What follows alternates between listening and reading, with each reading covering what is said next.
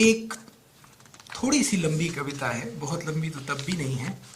अगर आपने मुक्तिबोध की कविताएं पढ़ी हैं तो ये हमारा जो शहर है, जहाँ हमारा सारा परिवार रहता था, जहाँ कोई भी नहीं है लगभग, सागर शहर था।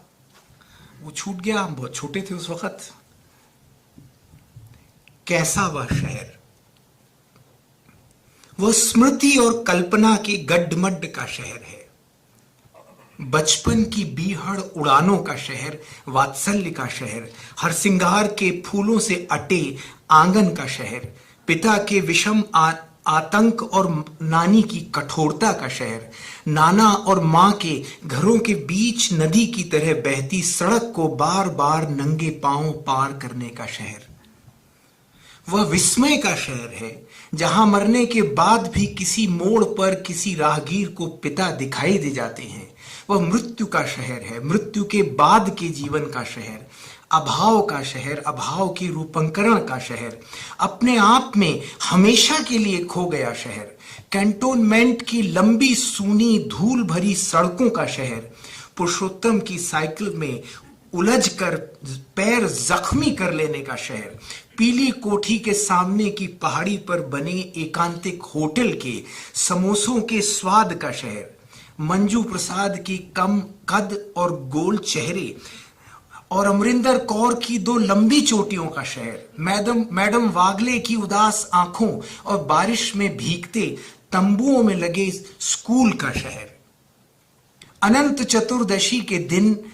जैन मंदिर में बटते शक्कर के लड्डुओं और घर में बनते वर्षगांठ के गुलगुलों का शहर, वनस्पति शास्त्र के अध्यापक डाक वाले की पैनी आवाज और लंबे हाथों का शहर, अपने ही घर के बरामदे में नांदी की तरह बैठे बुजुर्ग बख्शियों का शहर,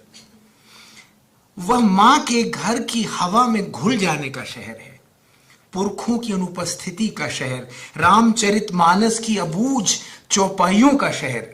खुद अपने बारे में यह कौन है जो चल रहा है, बोल रहा है, मां के पास सो रहा है, सोचने का शहर,